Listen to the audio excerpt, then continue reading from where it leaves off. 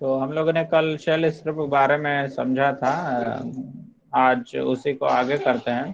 तो shell script से पहले कुछ थ्योरी है, वो भी देख लिया जाए तो सही रहेगा।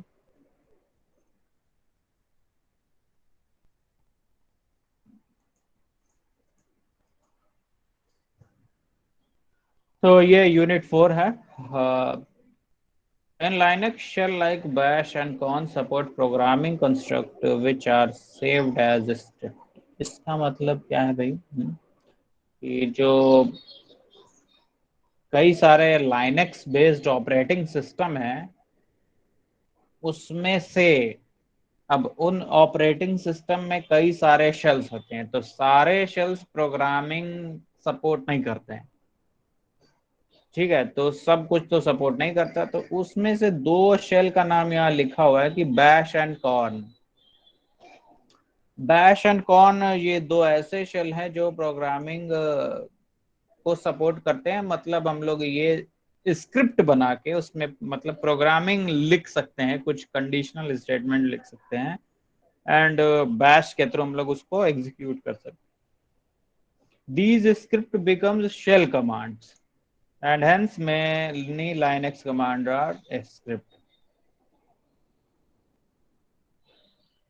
तो है क्या कि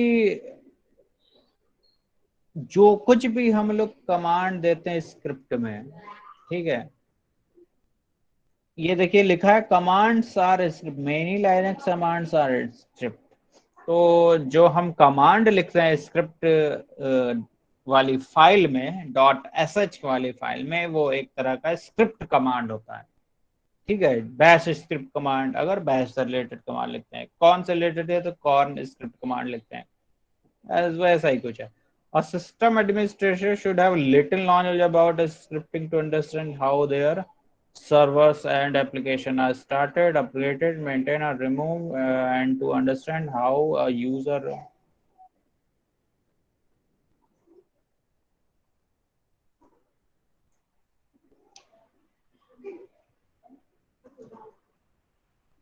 तो सिस्टम एडमिनिस्ट्रेशन होता है, उसके पास ज्यादा नॉलेज नहीं होती है इन सब के बारे में कि कैसे अपडेट करना है, स्टार्ट करना है। सिस्टम एडमिनिस्ट्रेशन क्या होता है पता है किसी को? सिस्टम एडमिनिस्ट्रेशन जैसे बहुत जो टॉप लेवल का होता है, जो सिस्टम का समझ लीजिए ओनर है एक तरीके से।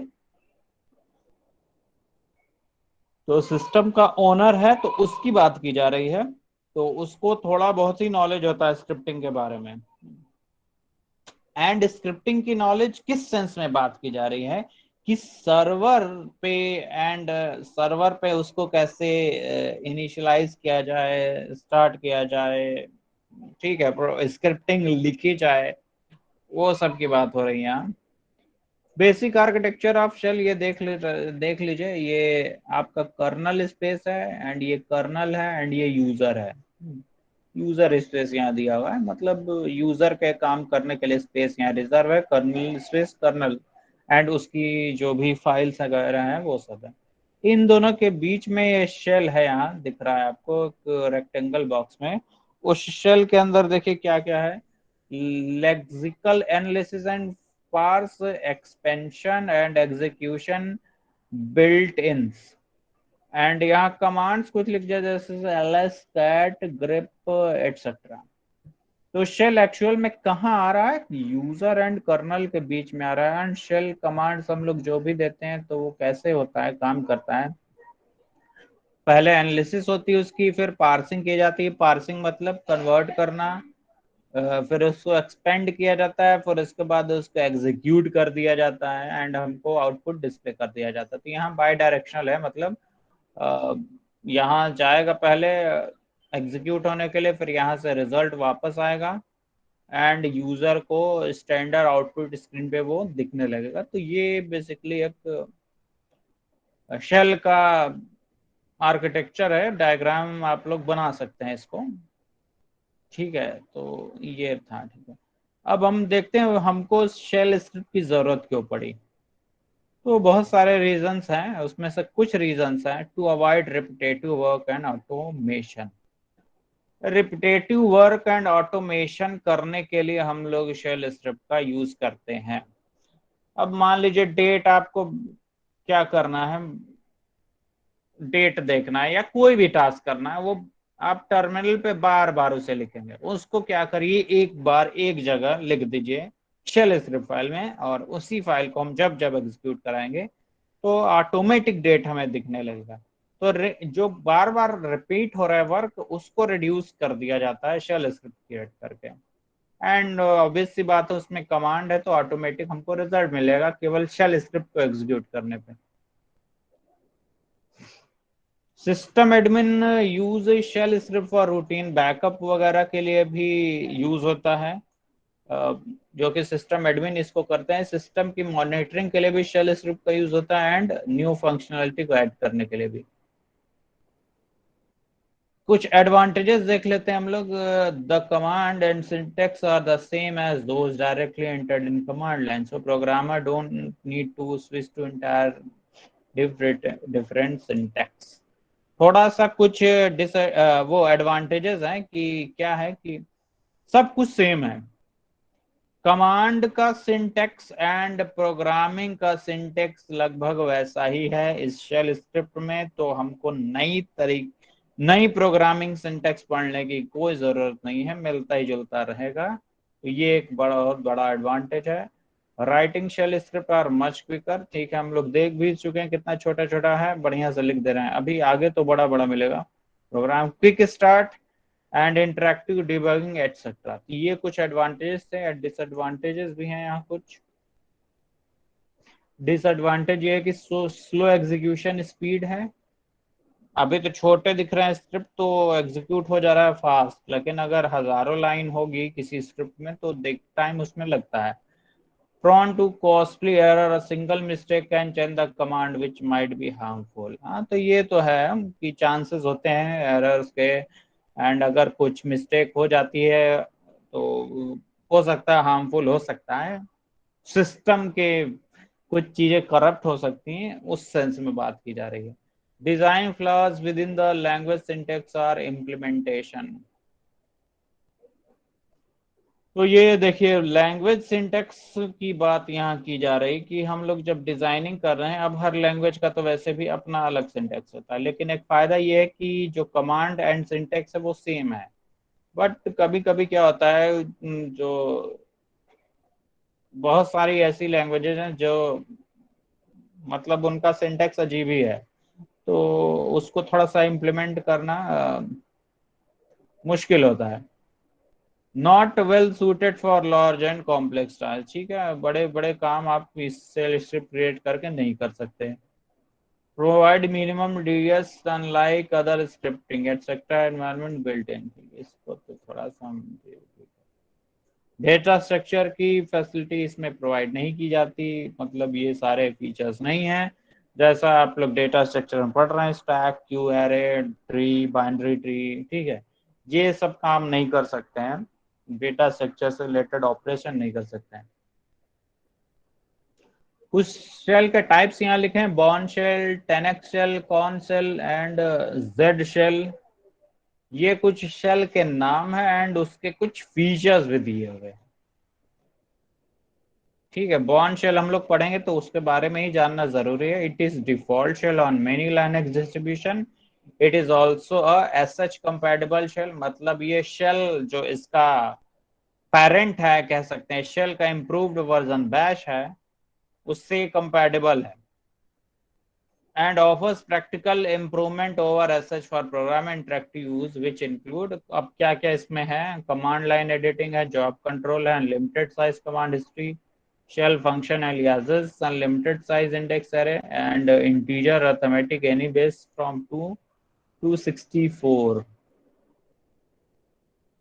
तो ये कुछ फीचर्स हैं इसके कि हम लोग क्या क्या कर सकते हैं, एडिटिंग कर सकते हैं, कंट्रोलिंग कर सकते हैं, and unlimited size command history unlimited size रहेगी, एंड हम लोग फंक्शंस यूज कर सकते हैं, उससे रिलेटेड एलियास नेम यूज कर सकते हैं। अनलिमिटेड साइज की हम लोग इंडेक्स अरे क्रिएट कर सकते हैं, एंड हम लोग इंटीजर अरिथमेटिक कैलकुलेशन कर सकते हैं बेस 2 से लेके 64 बेस तक के हम लोग कंपैरिजन वो अर्थमेटिक ऑपरेशन कर सकते हैं। तो ये बॉर्न अगेन शेल का कुछ फीचर्स है कह लीजिए, ये फीचर्स में लिख सकते हैं, एडवांटेजेस में भी इसको लिख सकते हैं, कैरेक्टरिस्टिक्स भी यही इसका होगा। तो अगर क्वेश्चन आता है तो आप लिख सकते हैं कि ठीक है एडवांटेजेस ऑफ ये। तो 10x C shell, TC as such is enhanced C shell. It can be used as interactive login shell and shell script command processor. TCHS has the following features. इसका सिंटेक्स सी जैसा होता है, इसमें भी command line editor है जो कि यहाँ भी था, and programmable word and file name completion. जो सी में आप लोग जो जो काम कर पा रहे हैं वो 10x सी सेल में भी कर पाएंगे, वही चीज यहाँ लिखा हुआ है। स्पेलिंग करेक्शन का भी एक यहाँ फीचर्स है, यहाँ आपको स्पेलिंग चेक का करेक्शन नहीं, अरे फीचर्स देखने को नहीं मिलेगा। ये था कॉर्न शेल, एंड उसका कॉर्न शेल का ये शॉर्ट में लिखा है, 10x का यहाँ ये शॉर्ट में लिखा हुआ है। ठीक है, तो ये मत कंफ्यूज है कि यहाँ 10x लिखा ये है, ये कमांड है, इसको हम लोग 10x बोलते हैं। कि ऐसा ये के स्टैंड फॉर कॉर्न, ऐसा स्टैंड फॉर शेल।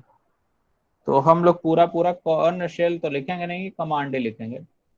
इनको डेविड जे कॉर्न ने किया था, ये अपने ही नाम से फिर दे भी दिए, इस शेल का नाम ही रख दिए। It is complete powerful high level programming language and interactive command language just like many other Unix GNU Linux shell. ठीक है, तो वो चीज बोली जा रही है कि ये काफी हाई लेवल प्रोग्रामिंग लैंग्वेज हम लोग इसमें कर सकते हैं, काफी पावरफुल है ये, मतलब फीचर्स के पॉइंट ऑफ व्यू से बहुत सारे फीचर्स होंगे इसमें। एंड क्या क्या देखिए है इसमें, एसोसिएटिव अरे है, फ्लोटिंग पॉइंट अरिथमेटिक है, जॉब कंट्रोलिंग है, कमांड एलियासेस है, हिस्ट्रीज है, सपोर्ट पोजिक्स स्टैंडर्ड्स है, backup compatibility with backward compatibility with bash. तो बैश के जो कमांड्स हैं वो हम कॉर्न शेल में भी लिख सकते हैं, इसका मतलब ये है।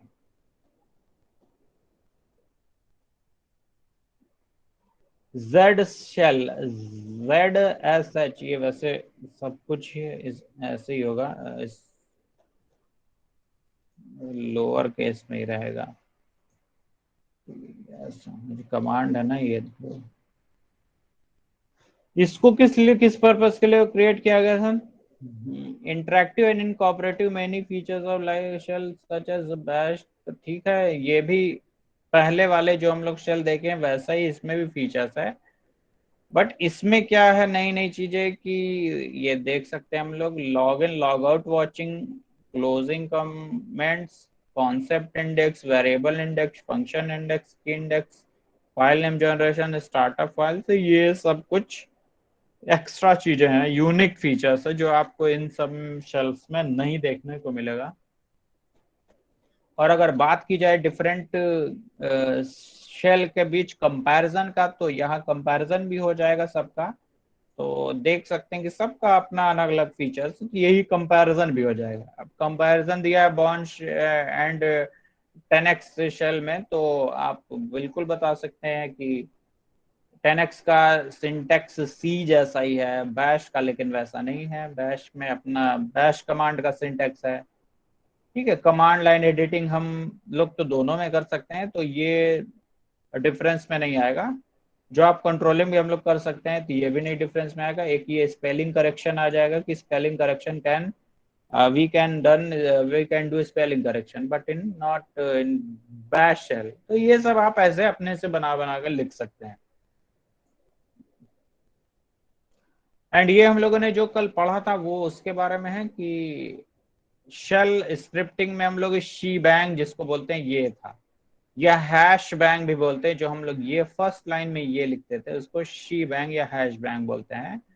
इसमें हम लोग एक प्रोग्राम को वो ये इंस्ट्रक्शन हम लोग दे देते कि हमारा ये शेल कहाँ है, वो चीज किस लोकेशन पे है, तो वो दे देते हैं। कमेंट हम लोग कैसे करते थे उसका ये लिखा कि हैश करके हम लोग कमेंट लिख।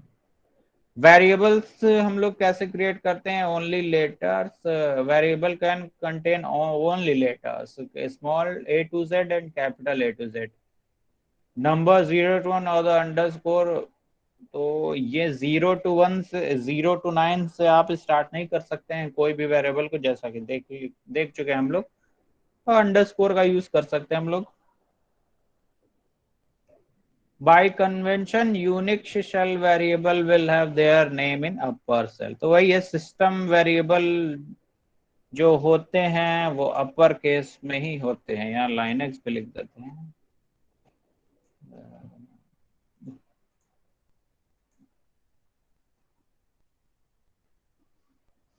और वेरिएबल को कैसे डिफाइन करते थे वही लिखा है, वेरिएबल नेम लिखिए, फिर वेरिएबल वैल्यू लिखिए। एग्जांपल भी यहाँ कुछ लिख दिया गया है। एक्सेस कैसे करते हैं, बाय यूजिंग डॉलर साइन। ये सब हम लोग कल देख चुके हैं, ये थ्योरी है उसी की। अब कुछ नई चीजें हम लोग देखते हैं, जैसे read only memory, read only variable. तो किसी आप वेरिएबल को रीड ओनली बना देंगे तो उसमें अब आप कोई असाइन करेंगे नई वैल्यू तो वो असाइन नहीं होगी। चलिए अब देखते हैं रीड ओनली कैसे होता है।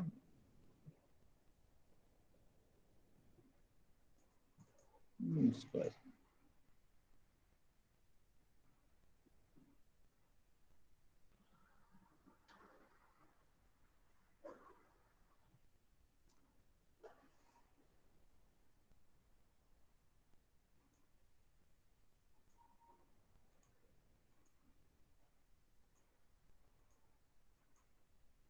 तो हम लोग का ये फर्स्ट शेल है, इसको ओपन किया जाए। एंड हम लोगों ने ये सब काम कल किए हुए थे, इसको भी कमेंट कर देते हैं। अभी ऐड करना भी देखेंगे कैसे होता है।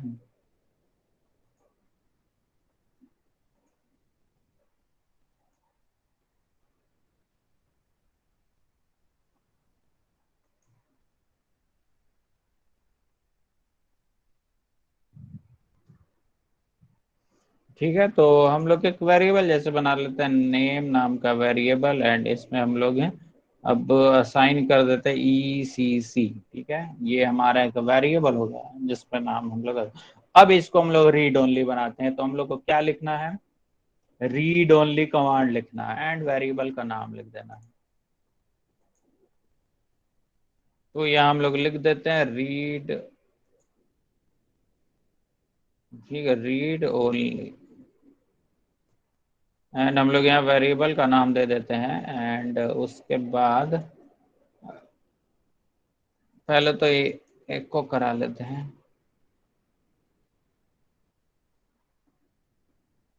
Dollar name. और यहाँ हम लोग इसको फिर चेंज करते हैं, नेम को नेम में असाइन कर देते हैं, जैसे हम लोग AU कर देते हैं असाइन। ठीक है, तो अब इस कमांड को देखते हैं हम लोग चला के। डेस्कटॉप पे ही है हमारी फाइल डेस्क।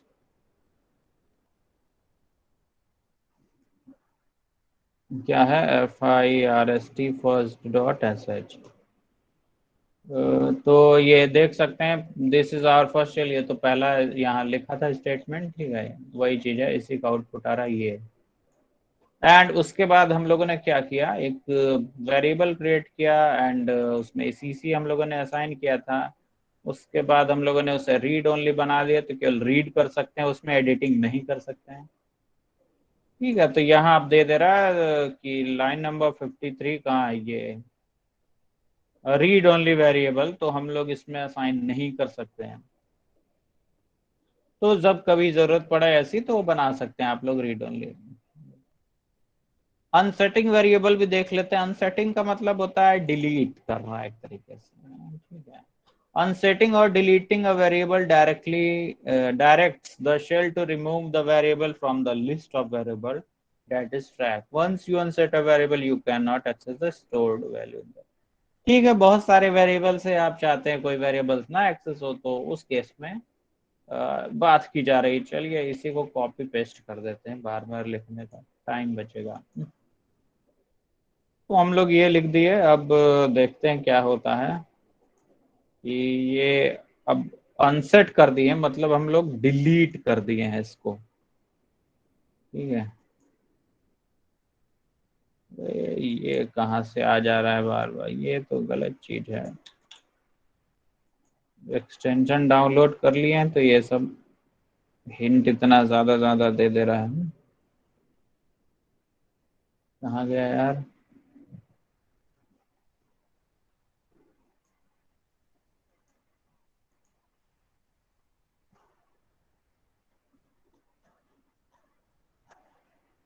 ठीक है, ये अब हम लोग इसको करते हैं एग्जीक्यूट। तो this is our first shell दे रहा है, एंड हम लोगों ने ए बी सी असाइन किया था नेम वेरिएबल में। अब हम लोगों ने अनसेट कर दिया, मतलब डिलीट कर दिया। अब हम लोग एको करा रहे हैं तो कुछ आउटपुट आ ही नहीं रहा है, क्योंकि अब डिलीट हो चुका है। डिलीट हो चुका है, एग्जिस्ट नहीं करता है। तो ये था इसका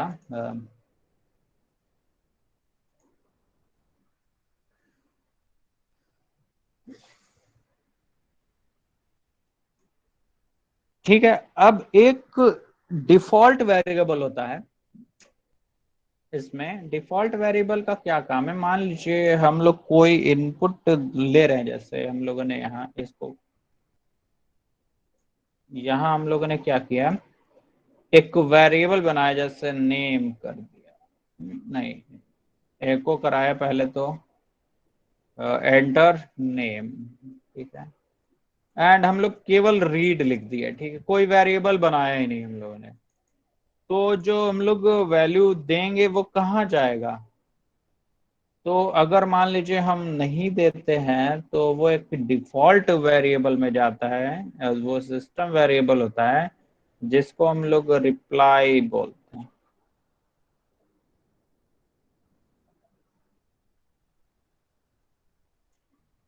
ठीक है, ये एक वेरिएबल है, तो देखते हैं क्या होता है।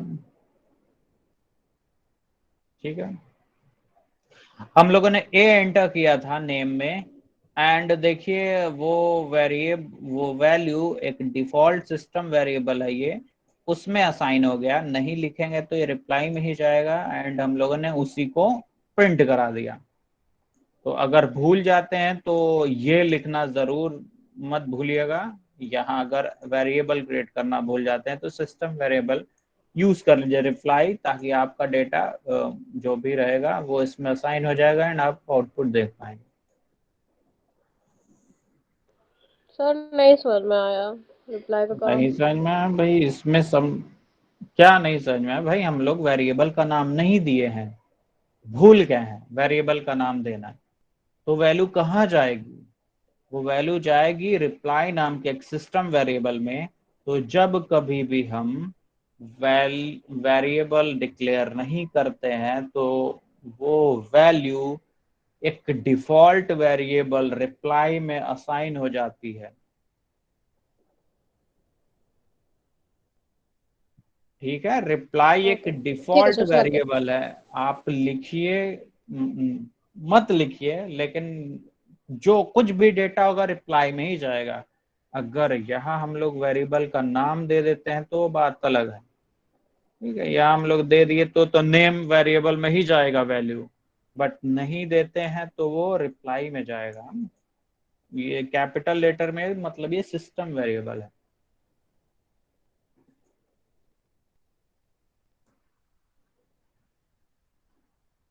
अभी देखिए हम लोगों ने क्या किया, अब नेम यूज कर लिया। ठीक है, जब हम लोगों ने नेम वेरिएबल किया एंड हम लोग रिप्लाई को प्रिंट करा, तो रिप्लाई में कुछ है ही नहीं। ठीक है, अगर नहीं लिखते तो चला जाता, अब लिख दिया, दैट इज, अब नहीं जाएगा वो। ठीक है, ये आ गया। अब वेरीफाई भी हम लोग कर लिए कि रिप्लाई का क्या पर्पस है।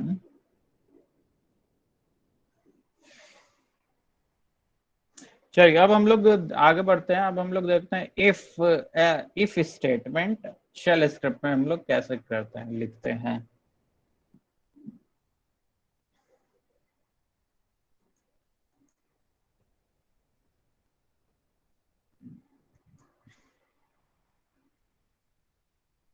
ठीक है, इसको कमेंट कर देते।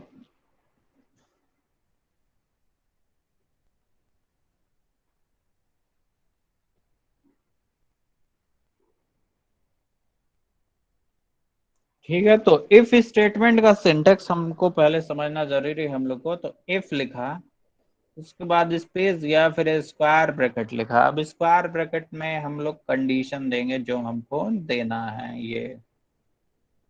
उसके बाद हम लोग देन लिखेंगे। इसके बाद हम लोग जो स्टेटमेंट लिखना चाहते हैं, अगर condition true is then statement,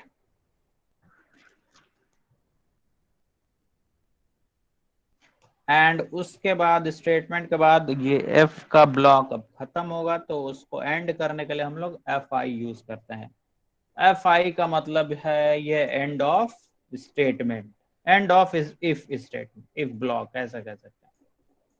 तो ये सिंटेक्स है इफ स्टेटमेंट का, कि यहाँ लिखिए, स्पेस दीजिए, स्क्वायर ब्रैकेट लगाइए, यहाँ कंडीशन लिख दीजिए, देन यूज करिए, फिर स्टेटमेंट लिख दीजिए, एंड उसके बाद एफ आई लिखना मत भूलिएगा। ये शो करता है, ये लिखने से ये पता चलता है कि एफ यहाँ अब एंड हो रहा है। ठीक है, तो यहाँ हम लोगों ने यहाँ if Bash if conditional can have different form, the most basic if statement take the following form. If लिखा, फिर टेस्ट कमांड दे दिया, या स्क्वायर ब्रैकेट भी लिख देते हैं तो सही रहेगा। उसके बाद देन, फिर स्टेटमेंट, फिर एफ आई।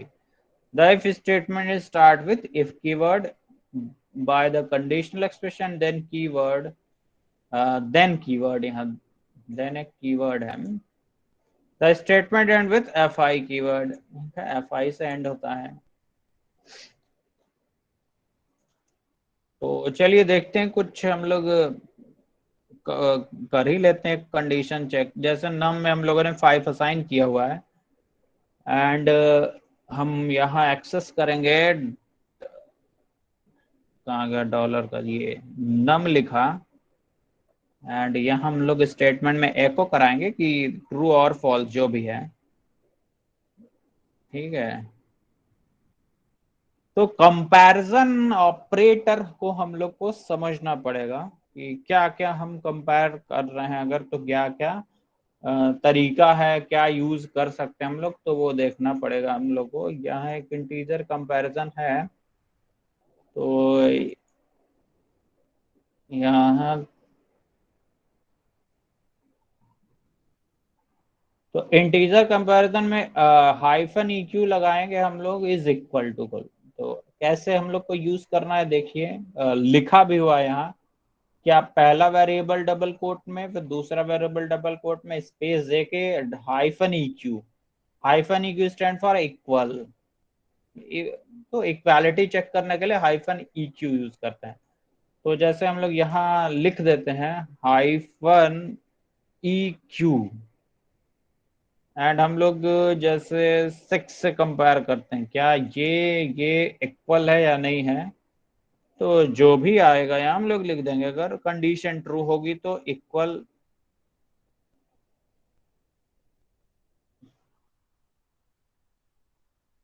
हाँ इक्वल नहीं लिखते हैं, क्या लिख देते हैं, ट्रू लिख देते हैं। ठीक है, ट्रू। तो कंडीशन अगर ये ट्रू हुई तो इसके अंदर आ जाएगा देन में, फिर ये जो भी कुछ मैटर होगा वो प्रिंट हो जाएगा। तो चलिए इसको देख लेते हैं हम लोग।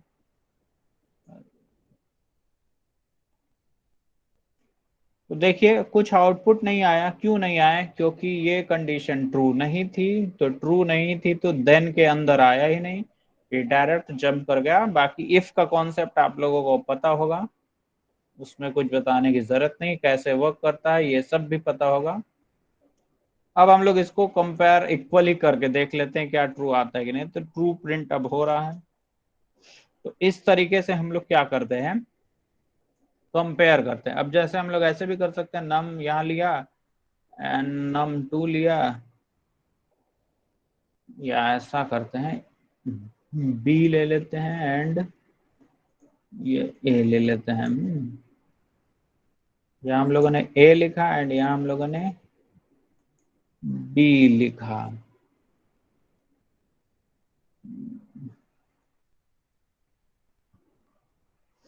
इसको हटा दिया जाए।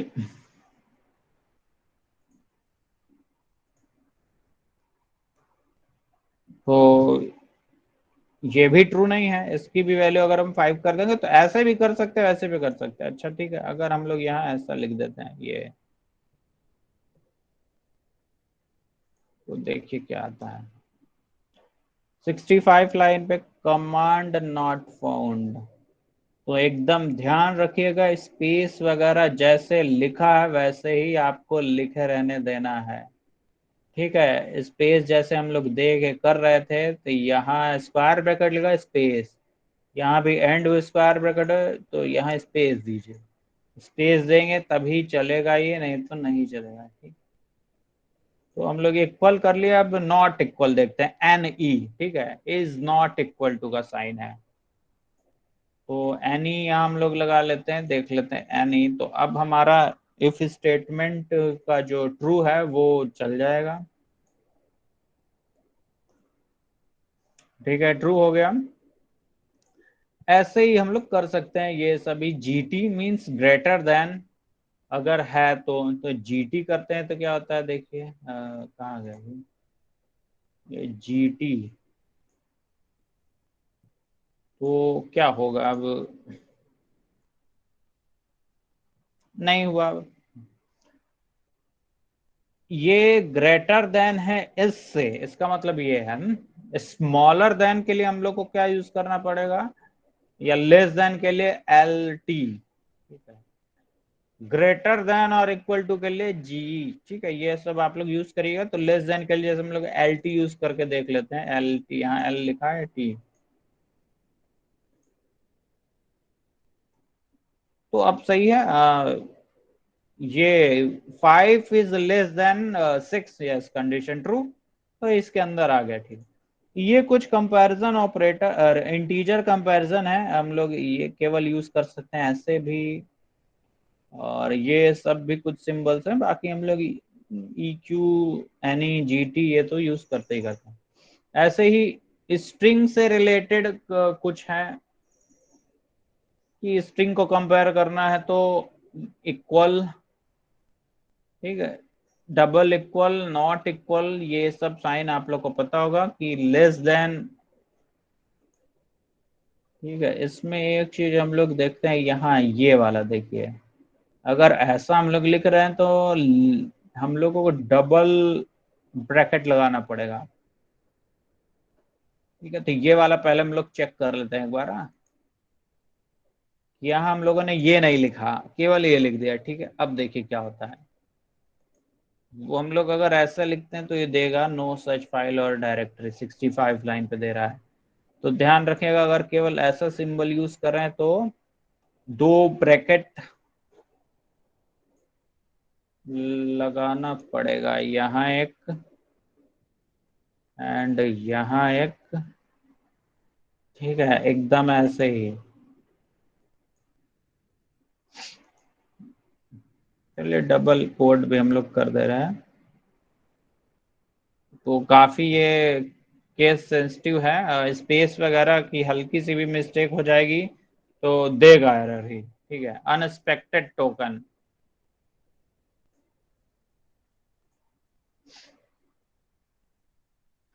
ठीक है, तो इसको ध्यान से यूज करिएगा। इज लेस देन में हमको ऐसे लिख देना है, इज लेस देन और इक्वल टू को ऐसे, तो इन सब चीजों का ध्यान दीजिएगा तो आपका प्रोग्राम चलेगा, अदरवाइज नहीं चलेगा।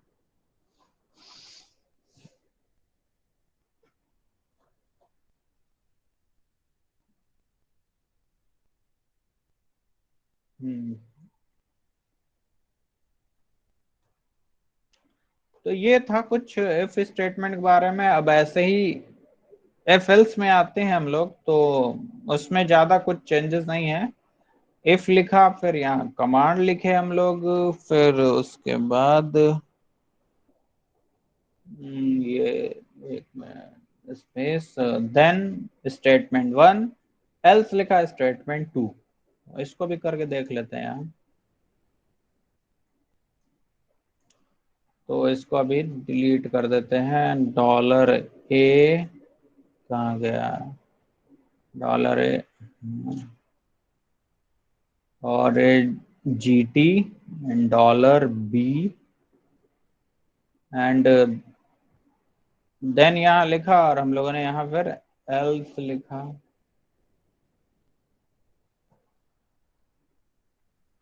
एंड फिर हम लोगों ने यहाँ एक को कराया फॉल्स। तो अब कुछ ना कुछ तो आएगा ही प्रिंट। तो फॉल्स है, ठीक है। 5 इज ग्रेटर देन 6, ये कंडीशन फॉल्स है, तो एफ एल्स का हम लोग ऐसे यूज कर सकते हैं।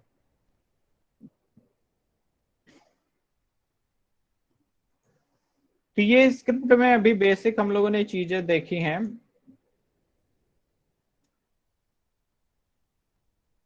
अब जैसे हम लोगों को इसको कमेंट कर देते हैं, एक तो ऑप्शन होना चाहिए कि पूरे के पूरे लाइन को, हाँ ये सही है, ये अब सही ऑप्शन मिला है, बार बार करने की जरूरत। अब जैसे हम लोग लेते हैं एक ए एंड बी 6, अब हमको इसको ऐड करना है, ठीक है। आवाज आ रही ना? Yes sir. हाँ ठीक। अब हम लोग को ऐड करना है दो नंबर्स को। अब हम लोग कर रहे थे ऐड, तो एरर आ रहा था। ठीक है, तो कई तरीके हैं ऐड करने के। अब कई तरीका है, तो हम लोग कोई एक ही तरीका फॉलो करेंगे। तो जैसे हम लोग ये लिखा, हम लोगों ने लिखा एंड ले लिया सी नाम का वेरिएबल, उसमें हम लोग चाह रहे थे ऐसे ऐड कराना, एंड हम लोग जब लोग ए प्लस बी, इसके बाद जब हम लोग एक को करा रहे थे डॉलर सी को, तो एक बार देख लीजिए क्या आ रहा था आउटपुट। कुछ आ ही नहीं रहा था। सर स्मॉल सी होगा। अच्छा ये कैपिटल है, तो आएगा, ये केवल यही दे दे रहा था। तो इसको कैसे करना है, हम लोगों को लिखना है ऐसे, डॉलर ए लिखा हम लोगों ने पहले, तो डॉलर पी लिखा, स्पेस देंगे प्रॉपर हम लोग, ठीक है, ये ऐसे।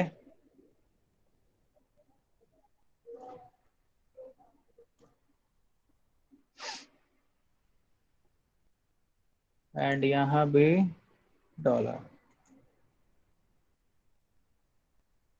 तो ये वेरिएबल को हम लोग एक्सेस कर रहे हैं, तो वो हम लोगों ने लिख दिया। इसका जो रिजल्ट आएगा वो उस, ठीक है, उसको हम लोग इसमें असाइन कर रहे हैं।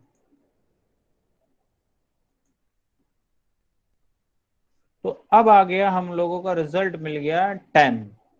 तो ऐड वगैरह हम लोग ऐसे करते हैं इसमें। अब आपको जो भी करना है सब्सट्रैक्शन, अच्छा ये एस्ट्रिक अगर लिखते हैं तो देखिए क्या होता है, क्या रिजल्ट आएगा, 24 आएगा। हाँ, बट ये एक्सपीआर एक कमांड था जो हम लोग ऐसे यूज कर रहे थे, याद होगा किसी को। तो हम लोग ऐसा कर रहे थे तो क्या हो रहा था, सिंटैक्स एरर आ रही थी। तो कोई बता सकता है ये क्यों आ रहा था और क्या यूज कर रहे थे, मतलब क्यों, क्या यूज करेंगे तो ये एरर नहीं आएगी? सर फ्लैश लगाएंगे उसके पहले, एस्ट्रिक्स के पहले। तो ये हम लोग लगा देंगे तो ये हमारा काम हो जाएगा। तो हम लोग इसका भी यूज कर सकते हैं यहाँ। तो हम लोग यही जनरली यूज करते हैं। तो आपको स्क्वायर ब्रैकेट, अरे ब्रैकेट लिखिए पहले, स्मॉल ब्रैकेट, उसके अंदर स्मॉल ब्रैकेट, फिर स्पेस, फिर स्पेस, फिर आप अपना ऑपरेटर, ऑपरेंड के बीच में स्पेस होना चाहिए, ठीक है, ऐसे ही लिखेंगे तो आपको डिजायर्ड आउटपुट मिल जाएगा। अब जो भी ऑपरेशन परफॉर्म करना चाहते हैं कर सकते हैं। अब चाहे तो यूजर से इनपुट करा के करिए, चाहे जो जैसे आपको समझ में आ रहा है, जो भी कराना चाह रहे हैं वो करा सकते हैं।